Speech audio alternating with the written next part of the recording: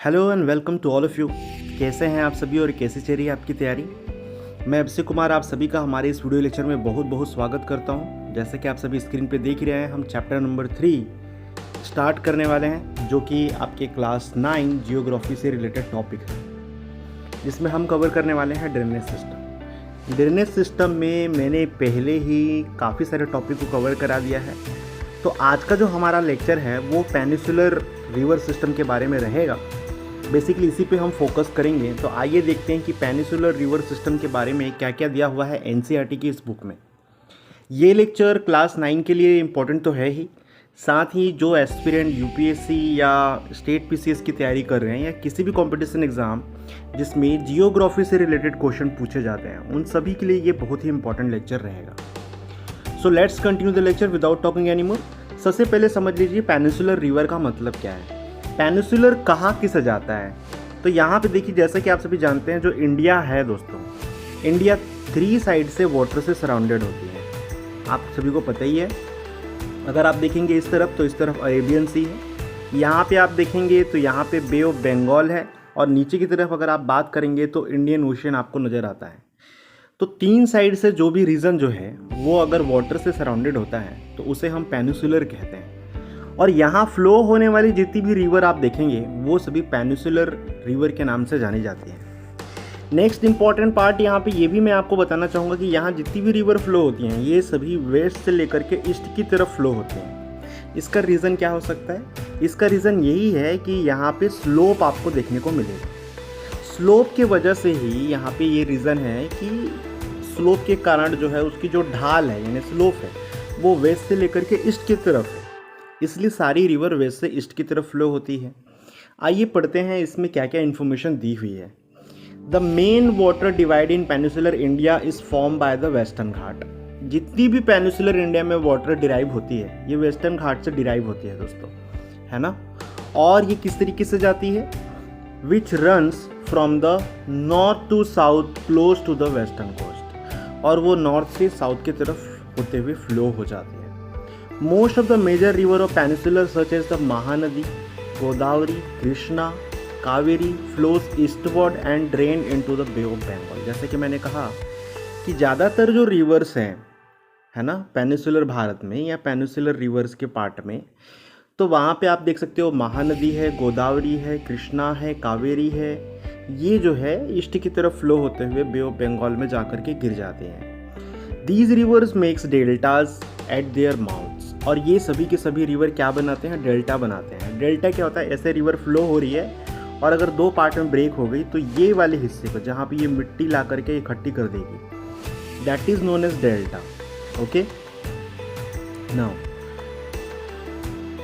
There are numerous small streams flowing west of the western ghats. The Narmada and the Tapi are only long rivers which flows west and eastern estuaries।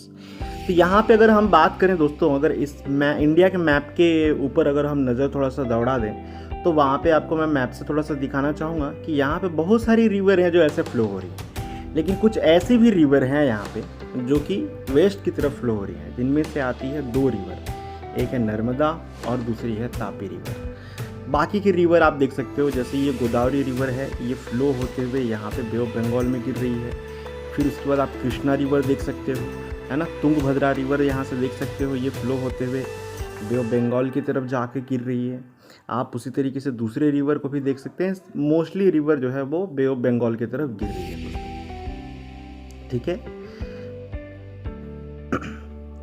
Okay, तो यहाँ से हम आगे बढ़ते हैं। अब देखिए, हम पेनिसुलर रिवर्स में हम पहला रिवर पढ़ने वाले हैं जिसका नाम है नर्मदा बेसिन। नर्मदा बेसिन के बारे में थोड़ा सा इंपॉर्टेंट इन्फॉर्मेशन देख लीजिए आप। ये अमरकंटक हिल से निकलती है जो कि एमपी में है, यानी मध्य प्रदेश में है, और यहाँ पे एक रिफ्ट वैली बनने के कारण जो है ये रिवर जो है फ्लो होते होते वेस्ट की तरफ जा कर के गिर जाती है, ठीक है। Marble rocks near the Jabalpur where the Narmada flows through a deep gorge, और एक मार्बल रॉक वहाँ से देखने को मिलता है जिसमें से नर्मदा रिवर फ्लो हो रही होती है और एक गहरा गॉर्ज बना देती है।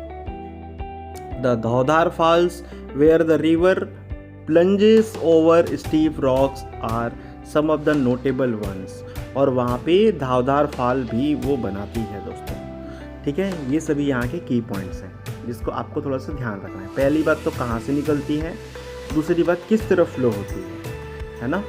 अब यहाँ पे देखिए इसके ट्रिब्यूटरीज के बारे में बताया गया है कि all the tributaries of Narmada are very short and most of these join the main stream of the right angles. The Narmada basin covers part of the Madhya Pradesh and the Gujarat. यहाँ पे बताया गया है कि नर्मदा जो है इसकी जितनी भी आप ट्रिब्यूटरी के बारे में बात कर लो, ये सभी जो है फ्लो होते हुए नर्मदा में मिल जाती हैं, और ये सभी जो है फ्लो होते हुए मध्य प्रदेश और गुजरात से होते हुए अरेबियन सी में जाके गिर जाती हैं। इसी तरीके से एक और रिवर है Tapi river.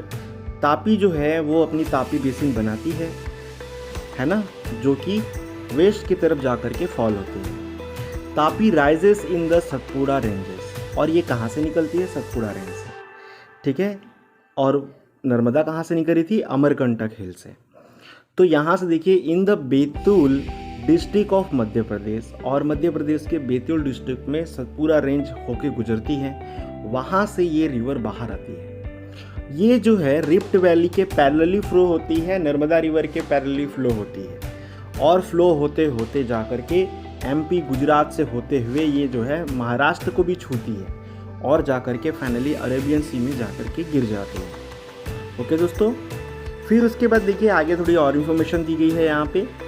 The coastal plain between the Western Ghat and the Arabian Sea are very narrow, hence the coastal river are very short.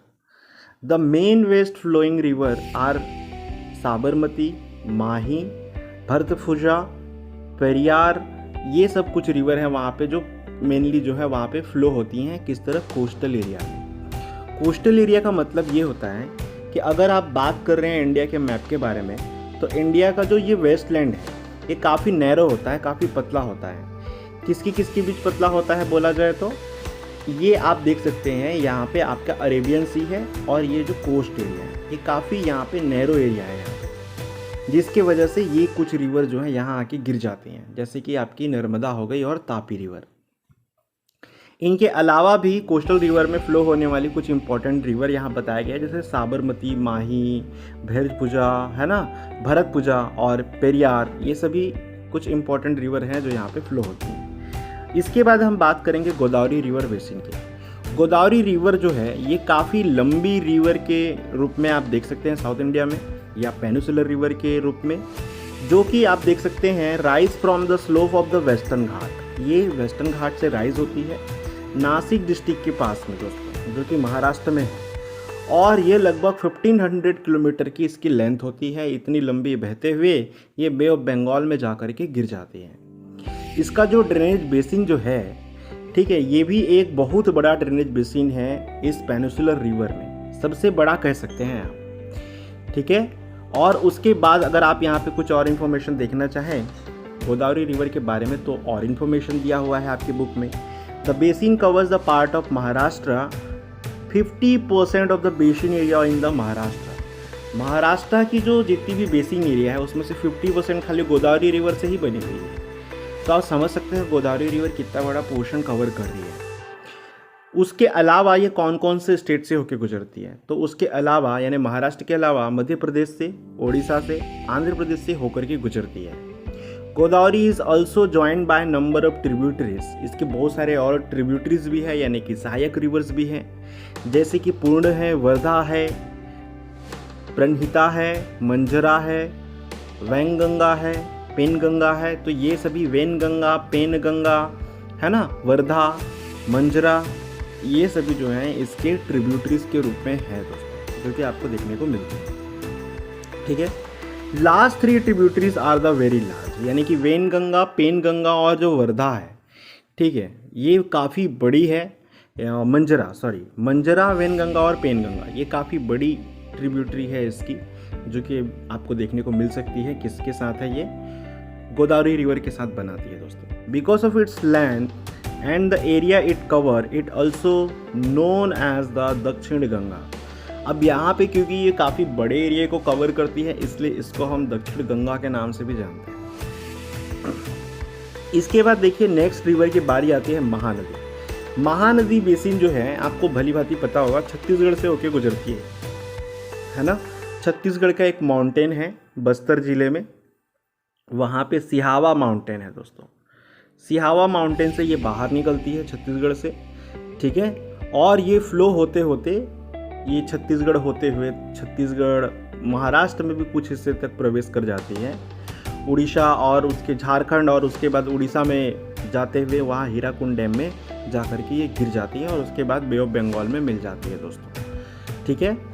उसके बाद देखिए यहाँ पे इसकी लेंथ कितनी है, तो इसकी लेंथ जो है अगर आप बात करें इसकी टोटल लेंथ की तो 860 किलोमीटर इसकी टोटल लेंथ होती है महानदी की। फिर उसके बाद देख लेते हैं कृष्णा बेसिन। कृष्णा बेसिन जो है ये महाबलेश्वर से निकलती है दोस्तों, है ना, और 1400 किलोमीटर तक फ्लो होती है। इसका मतलब पहले नंबर में गोदावरी आ गई, फिर उसके बाद आ गई कृष्णा बेसिन आ गई, फिर उसके बाद आ गई आपकी महानदी। जो 3 रिवर हैं यहाँ पे जो मतलब कि अगर डिक्रीजिंग ऑर्डर में जमा रहे हैं तो आप इस तरीके से कर सकते हैं। इसके कुछ ट्रिब्यूटरीज हैं जैसे कि तुंगभद्रा इसकी ट्रिब्यूटरी है, कोयना इसकी ट्रिब्यूटरी है, घाट प्रभा, मूशी और भीमा, ये सभी रिवर जो है इसकी ट्रिब्यूटरी है दोस्तों, ठीक है। किसकी ट्रिब्यूटरी है ये ट्रिब्यूटरी हम बात कर रहे हैं किसकी, कृष्णा रिवर बेसिन। इसके बाद आप देख सकते हैं यहाँ पे basin is shared by the Maharashtra. ये कहाँ से गुजरती है, तो ये महाराष्ट्र में अपना बेसिन बनाती है, कर्नाटका में बनाती है और आंध्र प्रदेश में बनाती है दोस्तों। इसके बाद बारी आती है कावेरी बेसिन की। Kaveri rises in the Brahmagiri range of the Western Ghat and reaches the Bay of Bengal. Western Ghat में ब्रह्मगिरी नाम की एक रेंज है, वहाँ से कावेरी रिवर निकलती है और फ्लो होते होते ये बे ऑफ बंगाल में जा कर के गिर जाती है, ठीक है। और साथ ही आप यहाँ पे देख सकते हैं कि ये कौन कौन से एरिया को टच करती है। ये कुडालोर साउथ इंडिया में तमिलनाडु में एक डिस्ट्रिक्ट है, वहाँ पे टच करती है। Total length of the river is about 760 kilometre. Mahanadi से भी इसकी लेंथ छोटी है, महानदी की तो 860 है, तो ये लगभग 100 किलोमीटर छोटी है उससे कावेरी रिवर बेसिन के दोस्तों। आपको पता होगा महानदी रिवर जो है छत्तीसगढ़ के चंद्रपुर नगर से होकर के बहती है। इट्स मेन ट्रिब्यूटरी आर, अब देखिए कावेरी की मेन ट्रिब्यूटरी क्या क्या है, तो इसकी है अमरावती, भावनी, हेमावती और काविनी, इसकी मेन ट्रिब्यूटरी के रूप में आप देख सकते हैं। और ये कहाँ बेसिन बनाती है, तो ये कर्नाटका, केरला और तमिलनाडु के एरिया में बेसिन बनाते हुए आपको नजर आएगी दोस्तों, ठीक है। इसके बाद देख सकते हैं यहाँ पे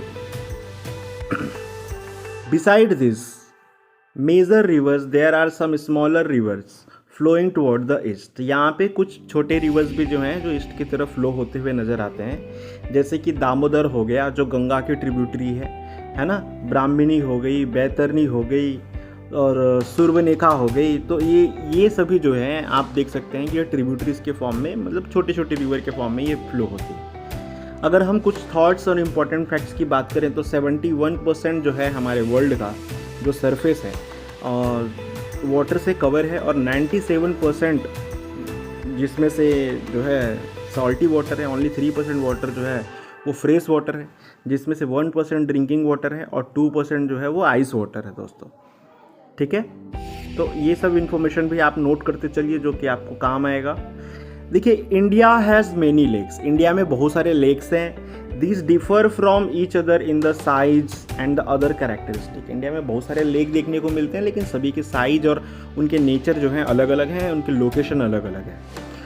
जो मोस्ट लेक्स हैं यहाँ पे, मोस्टली जो लेक्स हैं वो परमानेंट टाइप के लेक हैं दोस्तों, जो काफ़ी लंबे समय से बने हुए हैं और आज भी बरकरार है। Some contains water only during the rainy seasons like the lakes in the basin of inland drainage of semi arid regions. यहाँ पे उनमें से कुछ ऐसे लेक हैं जिनमें कि बारिश होने पे ही वहाँ पे पानी देखने को मिलता है, वहाँ पे एरिड सॉइल देखने को मिलता है। There are some of the lakes which are the result of the action of glacier and the ice sheets, while the other have been formed by the wind river action and the human activities। कुछ ऐसे lake हैं जो ice के पिघलने से, glacier के पिघलने से वो भरता है, उसमें जो है वाटर लेवल जो है, या कुछ ऐसे लेक जो हैं जो बारिश की वजह से या विंड चलने की वजह से उसमें से वाटर जो है वो वाटर लेवल जो है बढ़ जाता है उसमें। यहाँ पे कुछ और इन्फॉर्मेशन दी गई है, उसको भी हम यहाँ पे पढ़ लेते हैं। Meandering river across the flood plain form cut-offs that later develop into Oxbow Lake, वहीं पे कुछ ऐसे लेक भी देखने को मिलते हैं जिसको हम ऑक्सबो लेक के नाम से जानते हैं। स्पीड्स एंड बार्स फॉर्म लागून in the coastal area. Example के लिए आप चिल्का लेक देख सकते हैं उड़ीसा का, जो काफ़ी पॉपुलर है। पुलिकट लेक देख सकते हैं, कोलेरू लेक देख सकते हैं। तो ये सभी कुछ इंपॉर्टेंट लेक्स हैं। Lakes in the region of the inland drainage are sometimes seasonal, क्योंकि ये जो है इनलैंड में होते हैं, मतलब कि इंडिया के जो बाउंड्री है उसके अंदर में आपको देखने को मिलते हैं, इसलिए इनको इनलैंड कहा गया है। तो ये बारिश की वजह से ही भर पाते हैं और ये आइस से कनेक्टेड नहीं होते, यानी हिमालय के फ्लो होने वाली ग्लेशियर से कनेक्टेड नहीं होते, इसलिए ये बारिश पे डिपेंड करते हैं दोस्तों। कुछ जैसे कि सांभर लेक देख सकते हैं राजस्थान में, जो कि साल्टी वाटर देता है ना। It's water is use for the producing salt, और वहाँ से आप साल्ट प्रोड्यूस करने का काम कर सकते हैं, ठीक है।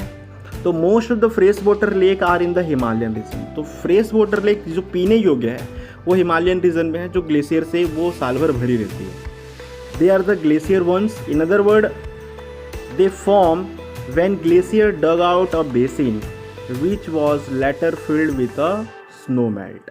मतलब वही बता रहा है कि वो जो ग्लेशियर के फ्लो होने से, यानी कि स्नो के मेल्टिंग होने से वो भरी रहती है साल भर। जैसे कि एग्जांपल देख सकते हैं वूलर लेक। अब यहाँ पे एक क्वेश्चन पूछ सकता है कि ये लेक जो है मतलब कैसे बनी है ना, मतलब कि कहाँ पे है, ये ग्लेशियर लेक है या सीजनल है या फिर एनुअल है, पूछ सकता है एग्जाम में, ठीक है। जो कि जम्मू कश्मीर में आपको देखने को मिलता है वूलर लेक जो है। वूलर लेक के बारे में मैंने बताया था आप सभी को कि कौन से रिवर जो है उसका जब फाउंटेन गिरता है तो वो वूलर लेक बनता है। कमेंट सेक्शन में बताइएगा आप मुझे, ठीक है। फिर उसके बाद यहाँ पे देखिए result of the tectonic activities. अब कुछ टेक्टोनिक एक्टिविटीज़ की वजह से भी वहाँ पे वाटर जो है वो बरकरार रहता है वहाँ पे। It is the largest fresh water lake in India. India का सबसे बड़ा फ्रेश वाटर लेक है। उसके अलावा अगर आप देखें तो दाल लेक है, भीमताल, नैनीताल, लोकताल और बरपानी, ऐसे कुछ इंपॉर्टेंट लेक्स इंडिया में देखने को मिलते हैं। इनके अलावा अगर आप बात करें तो damming of the rivers for the generation of the hydel power has also led to the formation of lake such is the Guru Gobind Sagar lake, जहाँ पे भाखड़ा नागल बांध बनाया है। मतलब जहाँ पे देखिए इलेक्ट्रिसिटी जनरेट के लिए, जो हिडल पावर जनरेट करने के लिए जो रिवर्स को डैम बना के रोक दिया जाता है, तो वो भी लेक बनाती हैं दोस्तों। कुछ ऐसे लेक बनाती हैं जिसमें से इलेक्ट्रिसिटी जनरेट की जाती है। एग्जाम्पल के लिए आप गुरु गोविंद सागर लेक देख सकते हैं, जो पंजाब में है, भाखड़ा नागल डैम के नाम पे। यहाँ पे आपके डायग्राम में दिया हुआ है लोकताल लेक, आप देख सकते हैं यहाँ पे, ये दिख रहा है आपको, है ना, जहाँ पे लोग जो है फिशरिंग करते हुए, बोटिंग करते हुए आपको नज़र आ जाएंगे, ठीक है दोस्तों। ओके, यहाँ से हम थोड़ा सा आगे बढ़ेंगे। देखिए, lakes are the great value to the human beings. Lakes are the great value to the human beings. A lake has to regulate the flow of river during heavy rainfall. It prevents flooding, and during the dry season it helps to maintain an even flow of water. Lakes can also be used for developing hydel power, the moderate the climate of the surrounding, maintain the aquatic ecosystem, enhance natural beauty, have developed tourism and provide recreation. मतलब यहाँ पे बताया ये गया है दोस्तों कि lake जो है वो रिवर के रेगुलेटरी फ्लो होने की वजह से भरी हुई रहती हैं, या हैवी बारिश होने की वजह से, हैवी रेनफॉल की वजह से लेक जो है किसी जगह पे जाके भरी हुई रहती है ना, हैवी रेनफॉल की वजह से। लेकिन जैसे ड्राई सीजन आता है तब भी ये लेक भरी हुई रहती हैं और लोगों को पानी देती हैं, वाटर प्रोवाइड कराती हैं लोगों को और जानवरों को भी, ठीक है। तो लेक जो है हिडल पावर डेवलपमेंट में भी हेल्पफुल होती हैं, टूरिज्म के लिए भी इंपॉर्टेंट होती हैं। जैसे कश्मीर लेक आपको पता ही होगा, वहाँ पे लोग घूमने के लिए जाते हैं, तो काफ़ी इंपॉर्टेंट प्लेस है दोस्तों। Role of rivers in the economy. Economy में हमारे रिवर्स का क्या रोल है दोस्तों, ये आइए इसके बारे में हम थोड़ा डिस्कस कर लें। Rivers have been of fundamental importance throughout the human history. River जो है वो हमेशा से ह्यूमन हिस्ट्री के लिए बहुत ही इम्पोर्टेंट रहा है और लोगों को किसी न किसी तरीके से उनको जो है उनके इकोनॉमी में भी ये हेल्प करता रहा है। Water from the river is a basic natural resources. River से जो वाटर मिलता है दोस्तों, ये एक बेसिक नेचुरल रिसोर्सेज होते हैं जो कि ह्यूमन एक्टिविटीज़ के लिए बहुत ही इंपॉर्टेंट होती है। एनिमल्स जो कि फॉरेस्ट एरिया पे होते हैं, उनको वाटर साइड के वो जब वाटर उनको ड्रिंक की ज़रूरत पड़ती है, पानी पीने की ज़रूरत पड़ती है, तो इन्हीं रिवर का ये सहारा लेते हैं। समुद्र का पानी तो पी नहीं सकते, है ना। तो इसलिए इन्हीं रिवर्स का जो जंगलों के बीच से होकर फ्लो होती है या लेक्स जो रहते हैं उनका ये एनिमल्स जो है बेनिफिट उठाते हैं। Therefore the river banks have attracted settlers from ancient times. These settlements have now become big cities. Okay, make a list of cities in your state which are located in the bank of river. वहीं पे कुछ ऐसे बड़े बड़े city भी जो हैं जो लोकेशन वाइज रिवर के किनारे या सी के एरिया के किनारे वो बसाए गए हैं, जैसे मुंबई आप खुद देख सकते हैं, है ना। बहुत सारे ऐसे रिवर के किनारे आप देख सकते हैं कि एक रिवर जैसे फ्लो हो रही है, ब्रह्मपुत्र रिवर फ्लो हो रही है, उसके एक तरफ चाइना बसी हुई है, एक तरफ इंडिया बसी हुई है। ये रिवर हमको किस चीज़ में हेल्प कर, आप मगध का एग्जांपल ले सकते हैं, बिहार का एग्जांपल ले सकते हैं। यमुना रिवर फ्लो होती है, दिल्ली से होते हुए जाती है, किनारे में एक तरफ दिल्ली है, एक तरफ आपका यूपी है, बिहार है। तो रिवर जहाँ होती है दोस्तों वहाँ इरिगेशन अच्छा हो पाता है, हाइड्रो पावर जनरेशन के लिए भी अच्छा वहाँ स्पेस मिल पाता है। एग्रीकल्चर के पॉइंट ऑफ व्यू से देखें तो वहाँ पे लाइवलीहुड लोगों की ईजियर हो जाती है जिस एरिया में रिवर होती है। और मेजॉरिटी ऑफ पीपल, अगर पॉपुलेशन की बात करें आप, तो इन्हीं रिवर के किनारे ही हमारे हिस्ट्री टाइम से, हिस्टोरियन टाइम से ये जो है आपको आज तक के कंडीशन में देखने को मिलती है दोस्तों, है ना। तो अब इसके बाद देखते हैं, रिवर तो ठीक है भाई, पॉपुलेशन तो बढ़ गई वहाँ पे, लेकिन रिवर में पॉल्यूशन भी तो होता है। तो रिवर में पॉल्यूशन के बारे में भी थोड़ी इन्फॉर्मेशन ले लेते हैं। देखिए, जहाँ पे डोमेस्टिक कल्चर बढ़ेगी, जहाँ पे म्यूनसिपल्स बढ़ेंगे, जहाँ पे इंडस्ट्री बढ़ती जाएगी, जहाँ एग्रीकल्चर का डिमांड बढ़ेगा, वहाँ पे रिवर में पॉल्यूशन के आने की संभावना भी बढ़ेगी दोस्तों। एक तो वहाँ जो भी वाटर का लेवल है वो रिवर की वजह से बना हुआ रहता है, लेकिन वहाँ पे पॉपुलेशन बढ़ने की वजह से अनवांटेड मटेरियल और जो नॉन डिग्रेडेबल मटेरियल है जिसको वेस्ट नहीं किया जा सकता, ऐसे चीज़ों को लोग नदियों में फेंक देते हैं, जैसे कि प्लास्टिक, ठीक है। तो ये सभी जो है पॉल्यूशन का रीज़न बन जाते हैं। दूसरी तरफ अगर आप बात करें तो यहाँ पे बहुत सारे ऐसे भी प्लेसेस आपको देखने को मिलेंगे रिवर सिस्टम में दोस्तों, जो कि आपको समझ में आएगा कि काफ़ी बुरी हालत में है। जैसे कि गंगा रिवर को प्लेन करने के लिए, मतलब साफ़ करने के लिए कई सारी योजनाएं बनाई गई। नेशनल रिवर कंजर्वेशन प्लान यहाँ पे लाया गया गंगा रिवर को साफ़ करने के लिए और भी रिवर्स को साफ़ करने के लिए, लेकिन वो रिवर आज तक साफ़ नहीं हो पाई, ठीक है। तो सीवेज की जो प्रॉब्लम आप देख सकते हैं, सीवेज जो है, जैसे कि दिल्ली का पूरा कचरा जो है, मथुरा का पूरा कचरा जो है, वो सभी यमुना में गिरा दिया जाता है, जिसकी वजह से यमुना का पानी इतना गंदा है। गंगा नदी में खुद डेड बॉडीज़ को और भी बहुत सारी गंदगी चीज़ों को बहाया जाता है, पूजा पाठ के सभी सामानों को बहाया जाता है, जिसकी वजह से वो रिवर जो है वो पॉल्यूटेड हो चुकी है। तो this affect not only the quality of water but also the self cleansing capacity of the river. मतलब ये क्वालिटी तो गिरा रही है पानी की, लेकिन इसके साफ़ होने की संभावना भी कम अप करते जा रही है। एग्जाम्पल के लिए आप देख सकते हैं, इससे क्या होता है, अब पानी में आप कचरा कर दिए तो क्या होगा, वहाँ के रहने वाले जितने एक्वेटिक हैं, ठीक है, वो गंगा की आप एग्जाम्पल ले सकते हैं, वहाँ के एक्वेटिक एनिमल्स को प्रॉब्लम हो रही होगी, वो लोग बीमारियों का शिकार हो रहे होंगे। Assimilate pollution loads within the 20 kilometer of a large cities, but the increasing urbanization and the industrialization do not allow it to happen. The pollution level of rising pollution in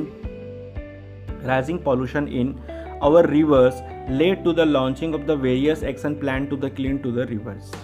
मतलब आप देख सकते हैं, इसके लिए गवर्नमेंट ने बहुत सारी प्लानिंग लॉन्च तो की है दोस्तों रिवर्स को साफ करने के लिए, लेकिन उसके बावजूद भी रिवर में चूँकि इतनी पॉल्यूशन फैल रही है, इस वजह से वो साफ़ नहीं हो पा रही है। एक तरफ आप साफ़ कर रहे हैं, दूसरी तरफ से आप उसमें पॉल्यूशन गिराते जाएंगे तो वो कभी साफ़ नहीं हो पाएगी। तो have you heard about such action plan? How does our health get affected by the polluted river water? हमारा हेल्थ भी रिवर के पॉल्यूशन से अफेक्टेड होता है, क्योंकि अगर आप रिवर में पॉल्यूशन फैलाओगे, वहाँ पर रहने वाली एक्वेटिक एनिमल, एग्जाम्पल के लिए फिश, उस गंदे पानी को पिएगी और उसके बाद वो खुद बीमार हो जाएगी और वो फिश मार्केट में जाएगी, लोग उसको खाएंगे, लोग बीमार हो जाएंगे।